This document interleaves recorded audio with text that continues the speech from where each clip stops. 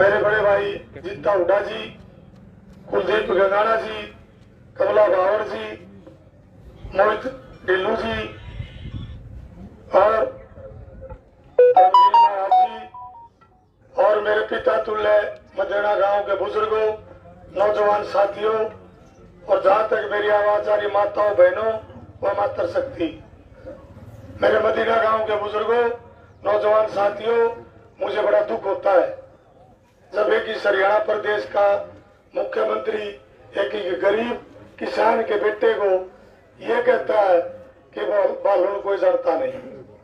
मैं मनोहर लाल जी से इस मदीना गांव के बीच में खड़ा हुआ बताना चाहता हूं कि बालू जिला पार्षद भी रहे हैं, आप तो वार्ड के मेंबर भी नहीं बने कभी और आज प्रदेश के मुख्यमंत्री हो। मैं बताना चाहूंगा, मैं सरकार बड़ौदा का 36 बिरादरी का तो बेटा हूँ और भाई हूँ, भूपेंद्र हुड्डा का बेटा हूँ और दीपेंद्र का भाई हूँ और यहाँ के नहीं जान पहचान मनोहर लाल जी 3 तारीख का तो इंतजार करे हल्का बड़ौदा और 10 ना अपने बेरा लाग जाए कौन किसने कितना जाना है। और मैं मदीना गांव के बीच में गरीब किसान का बेटा भूपेंद्र हुड्डा जी का एक छोटा सा वर्कर जो मेरे भगवान स्वरूप है, आपके बीच में झोली करके वोट मांगने आया। और मैं मदीना गांव के मेरे सम्मानित बुजुर्गों, नौजवान साथियों, मैं एक विनती और करके जाऊंगा तो मदीना गांव में जो इलेक्शन है, इलेक्शन मदीना गांव के मेरे बुजुर्ग और नौजवान साथी लड़े, मैं हाथ जोड़कर रिक्वेस्ट करने आया। वोट से काम नहीं चलेगा। आप मदीना गांव जब इस हल्का बड़ौदा में इलेक्शन लड़ेगा और वोट मांगेगा, जब जाकर मेरा काम चलेगा।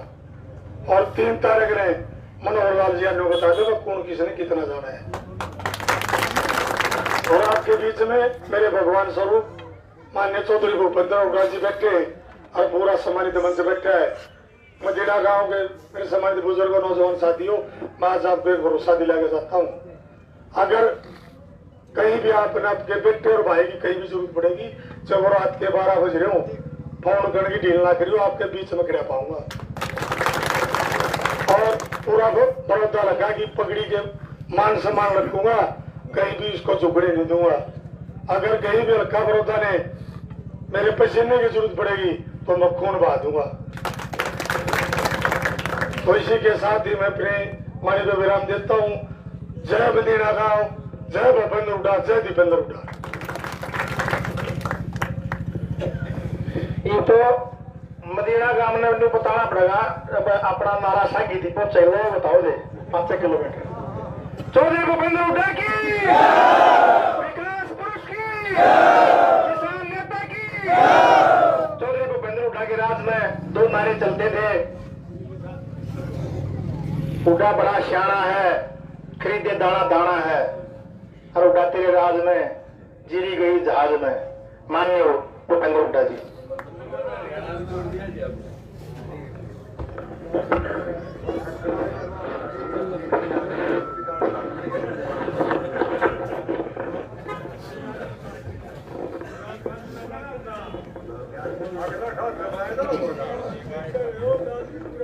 पराली लिहाज में गई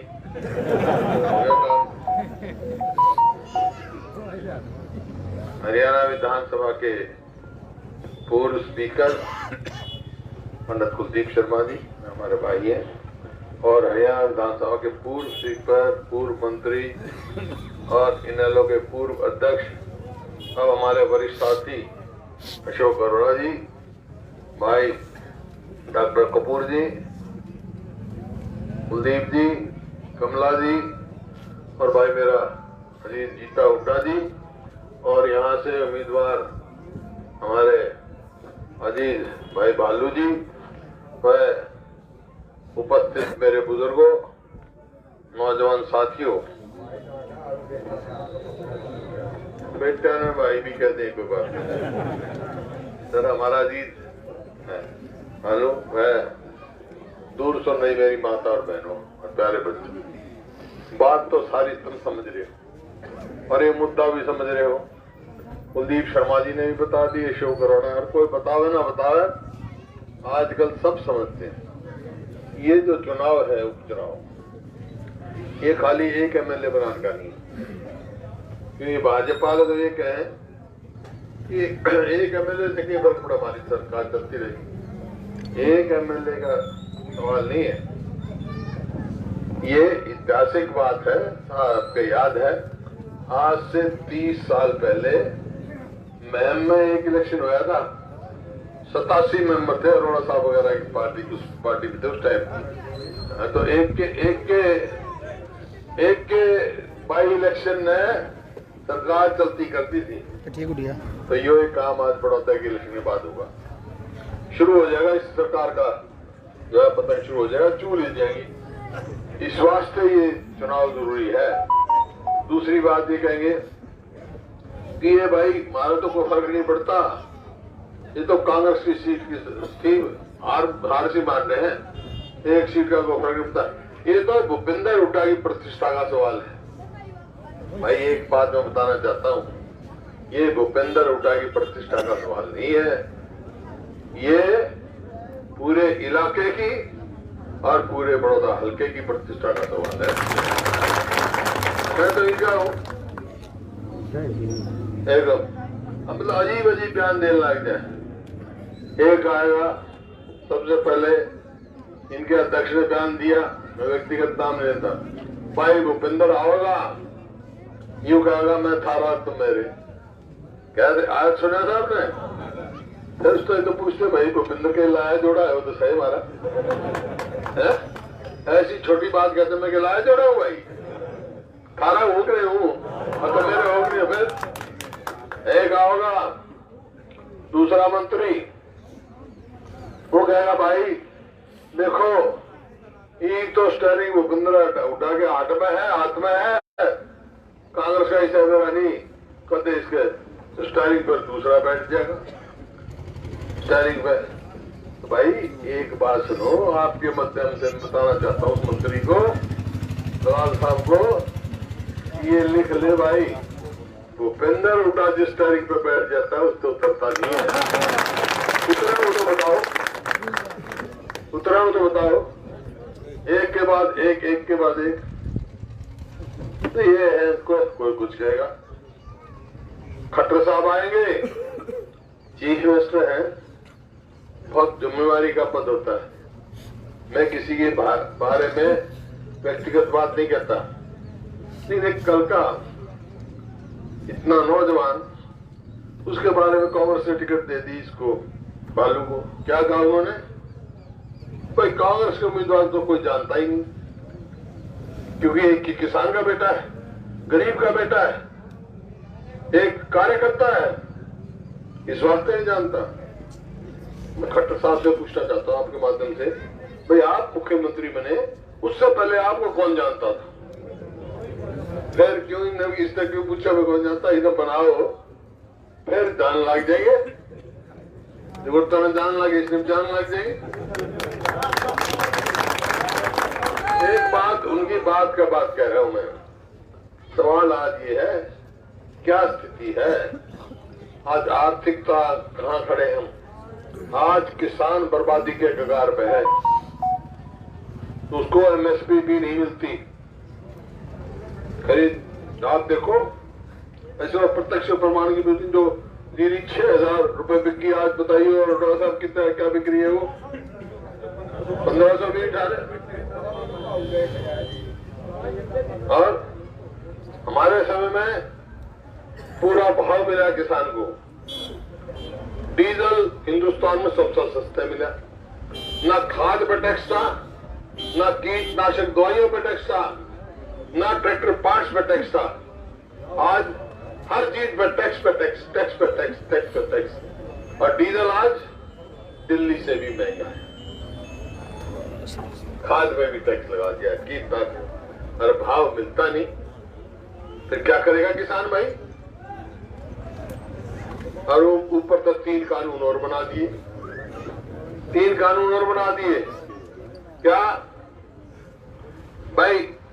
मंडी से बाहर किसान के भाव कोई कुछ खरीदे ना, उस पर मंडी टैक्स लगेगा, ना कितने में खरीदे। इसका मतलब क्या है? इसका मतलब 2 मंडी बना दो, आहिस्ता आहिस्ता ये एमएसपी भी खत्म कर दो। इसका मतलब यह है जब किसान की फसल आएगी तब सस्ती खरीद लो, और बाद में बड़े बड़े सीलो बना गए जब जरूरत हो जब महंगी कर दो। मतलब आलू का जो फसल आई थी, मेरे पास रसीद है, पीपली मंडी सबसे बड़ी आलू की मंडी है, 9 पैसे किलो किसान वहां आलू बेच ही गया। 9 पैसे किलो, 9 पैसे किलो। और आज के भाव भाई आलू का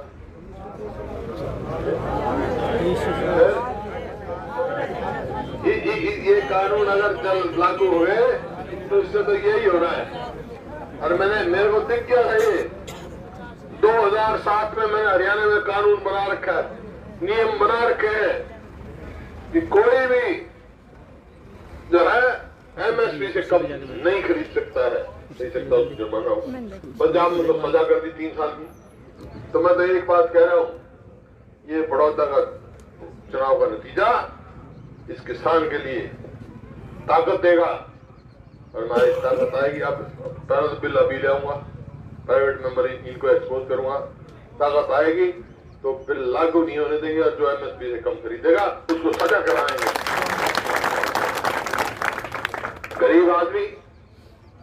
गरीब आदमी क्या स्थिति आज? 3,82,000 100 गज के प्लॉट दिए हमने गरीब आदमी को, दलित को, 6 साल हो गए ने किसी को एक दिया हो तो बता दो, गांव का नाम बता दो, आदमी का नाम बता दो। बच्चों की, गरीब बच्चों के वजीफे की योजना बनाई मैंने, उसमें घोटाला किया। ब्राह्मणों के लिए डोली की स्कीम बनाई, वह खत्म कर दी। एक काम बता दो किसी बैकवर्ड क्लास का, देख गरीब आदमी के लिए दाल सस्ती देने की स्कीम बनाई, वो खत्म कर दी। और अब ये खत्म हो गया तो गरीब आदमी का अनाज का सिस्टम भी खत्म हो जाएगा। मिट्टी का तेल दिया करते वो खत्म कर दिया। तो है कि आज ये सोचना, ये सरकार सिर्फ घोटाले की, जात पात की और लूट की सरकार है, और कोई नहीं कहती, सिर्फ कर्जा बढ़ाया है। भूपेंद्र सिंह हुड्डा ने जिस दिन सरकार छोड़ी, 66 में हरियाणा बना था, सिर्फ 60,000, 66 से लेके 2014 तक 60,000 करोड़ कर्जा था हरियाणा पे, जिसमें मैंने 4 पावर प्लांट भी लगाए, यूनिवर्सिटियां भी बनाई, जैसे महिला यूनिवर्सिटी बनाई और बनाई, रोहतक में यूनिवर्सिटी बनाई, IIM बनाया, एम्स बनाया, कहीं लगाओ, हिसार में लाला लाजपत राय के नाम से यूनिवर्सिटी बनाई, चौधरी देवीलाल यूनिवर्सिटी जो जिसमें 4 कमरे छोड़ के गए थे उसको राष्ट्रीय स्तर का यूनिवर्सिटी बनाया। कहीं जाओ, देश की सबसे पहले डिफेंस यूनिवर्सिटी गुरुग्राम में बनाई, रेवाड़ी में यूनिवर्सिटी बनाई, जींद में यूनिवर्सिटी बनाई, भिवानी में बंसीलाल के नाम से यूनिवर्सिटी बनाई, जींद में चौधरी सिंह के नाम से यूनिवर्सिटी बनाई। इनने कोई बनाई हो तो बता दो भाई। रेलवे लाइन लेकर आया मैं, मेट्रो बनाई और रेल कोच फैक्ट्री जिले में लेकर आया, गई। हवाई अड्डा जो सारे जिलों के बीच में लगा था, मैम से ऊपर अंतरराष्ट्रीय हवाई अड्डा लेकर आया, वो गया। ये केले का है भाई। और कर्जा 2,30,000 करोड़।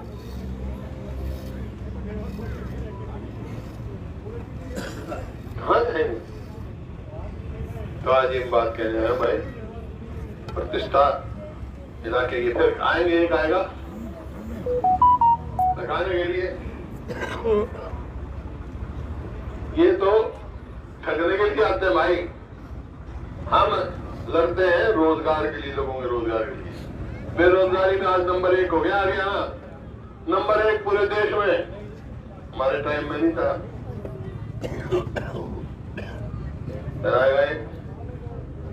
नई बात कहेंगे, क्या कहेंगे कि भाई आओ, हमारी सरकार है, सरकार रहेगी। बड़ौदा कहेंगे बताओ हमारे सरकार में साझा कर लो। मैं इनको बताना चाहता हूं कि बड़ौदे वाले भाई साथी नहीं मिला करते अपनी सरकार बनाया करें। क्योंकि पहला बनाई ने कैसे मेरी 10 साल सरकार रही, आप लोगों ने बनाई। अरे फिर यहीं से शुरुआत कर दो, फिर बन जाएगी थारी सरकार। मेरी कैसी थारी डिग्री थी थारी है? बस ये सवाल है। और भाई सब समझते हैं, अगर आपने बच्चों का भविष्य चाहिए, इलाके का विकास चाहिए और अपना आत्मसम्मान चाहिए, एक ही रास्ता है, दूसरा रास्ता नहीं। जो इसको टिकट दी है ना, किसान का बेटा है, गरीब आदमी है, इसको भाई वोट से भी नोट से भी बंद करो तो बात बनेगी। आपकी सेवा करेगा। और नहीं तो भाई मैं तो हाजिर हुई, कभी कोई कमी दिखो, कभी आओ, घर है सारा, कभी आ जाओ तुम।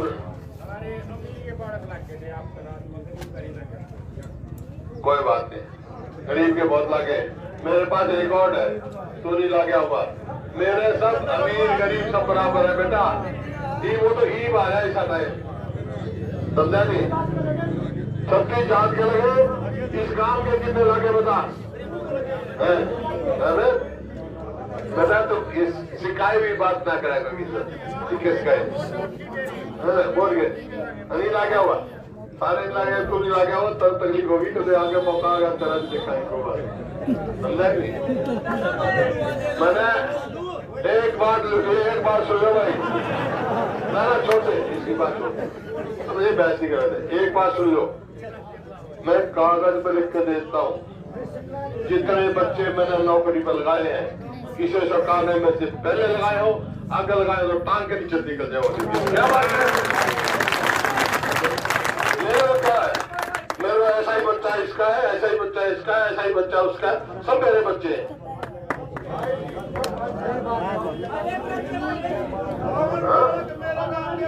तो खैर चलो, कोई बात नहीं, कोई बात नहीं, कोई बात नहीं। मैं ये कहना भाई, वक्त है, आज वक्त है सोच समझ के फैसला लेने के लिए। एक बात कह के जाऊं कि भाई कोई कहेगा स्टायरिंग दूसरा बदल देगा, स्टायरिंग तो भूपेंद्र सिंह हुड्डा जी स्टायरिंग पे बैठते, उसमें कोई तार नहीं सकता। बस एक ही चीज तारस के है, मेरे को स्टायरिंग पे दे दो। और किसी का बात सुन लो, और किसी का काबू का नहीं हो, तब मेरी पीठ पर खड़े रहो, छाती पर मुबारक नहीं होने दो। मंजूर है? फिर भाई पिछली बार पार्लियामेंट में जिताया तुमने 650 वोटर में इस गांव में, एक गैस से कितने से जिताओगे? मेरे से दुगनी से जिताओ भाई, मैंने नहीं, मेरे से दुगनी वोटों से जिताओगे तो मैं जीत पाऊंगा। बहुत बहुत धन्यवाद। वाह भाई वाह, ठीक हो।